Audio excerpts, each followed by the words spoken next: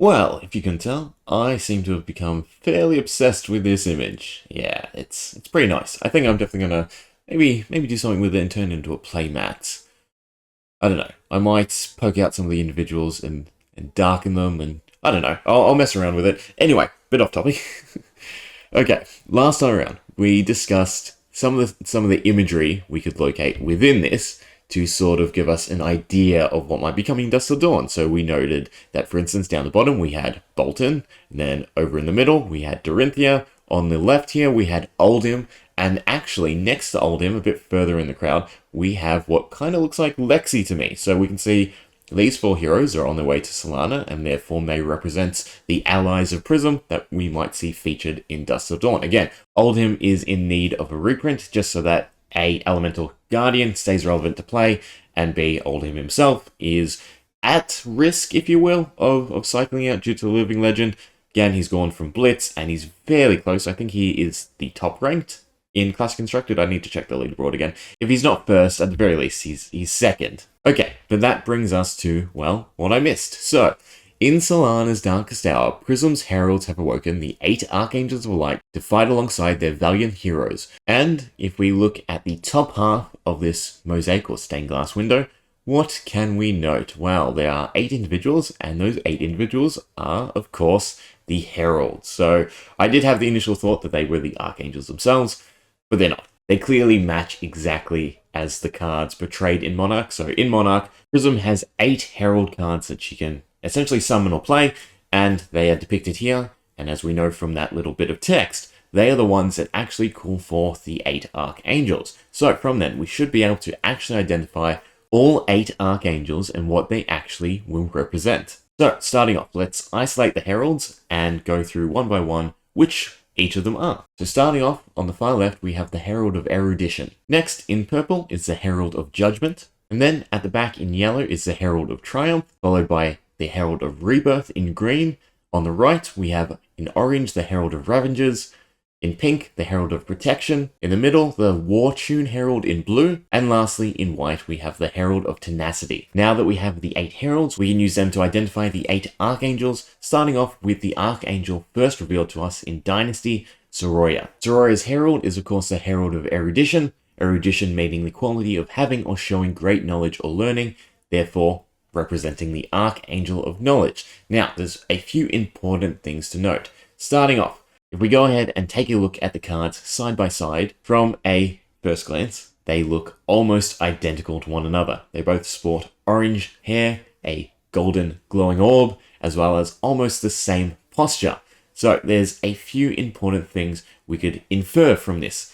A, that the heralds themselves are transforming into the archangels.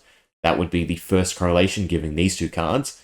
Or the other possible understanding is simply that Herald of Erudition, meaning knowledge, transforms into or summons the Archangel of Knowledge. The two understandings are we can either use the heralds as a stepping stone, if you will, for what the Archangels will not only look like and represent, or we could simply say that this is a coincidence and all the rest of the Archangels will simply have that link by name. This is very important to rationalize when we come to the next Archangel, the first spoiler card of Dusk Till Dawn, Bologna, the Archangel of War. Because again, there are two understandings or judgments we could make. A, do we choose the herald that looks most similar to Bologna as the herald that does summon her forth, or do we go with the herald that has the closest namesake? This leads us to our two options, the Herald of Ravengers, who sports a very similar look, once again, to the Archangel Bologna, or the War Tune Herald, which, again, is linked by name. Personally, I like that the Heralds are transforming into the Archangels, if you will. So, for instance, the Heralds being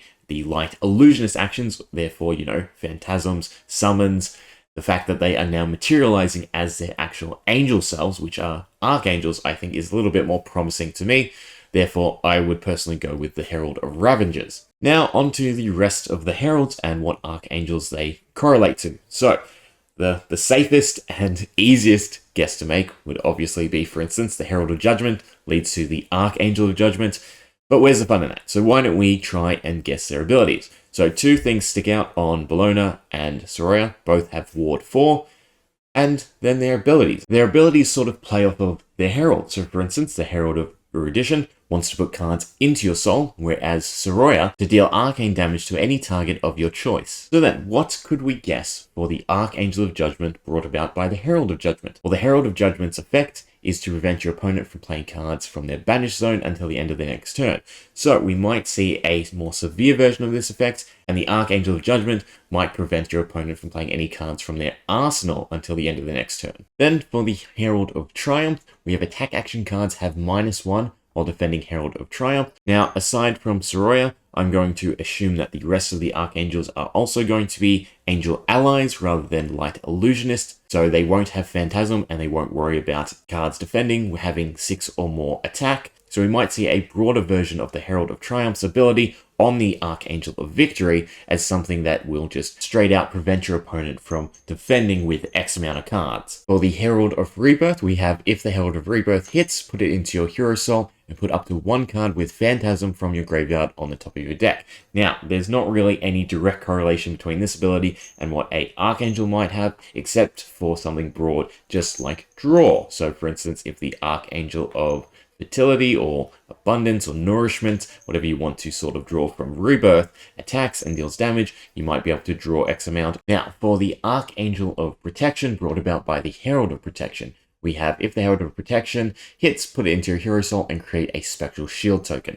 So we'll probably see some more token generation, but on a broader sense. I will probably assume we'll be introduced to a few new tokens, something for the new version of Prism and something for the new version of Chain through Vizet. Or perhaps continuing on with the soul mechanic, it might be something as simple as you may banish a card from your soul in order to prevent X amount of damage. That leaves us with the Herald of Tenacity, which has Dominate, and of course if it hits, put it into your Hero Soul. So we'll probably see some sort of attack Archangel outside of that war, so perhaps the Archangel of Conquest might be fitting, in which case we might just see a straight up beater. Something with a high amount of attack, continuing on with the Dominate theme, and can just swing for some mighty big damage. Now, I am no Mythos expert, so I'm not going to bother trying to name them. I will just say that Bellona is an ancient Roman goddess of war, and Soroya, the closest thing I could find, was Suya, the Hinduist deity of knowledge.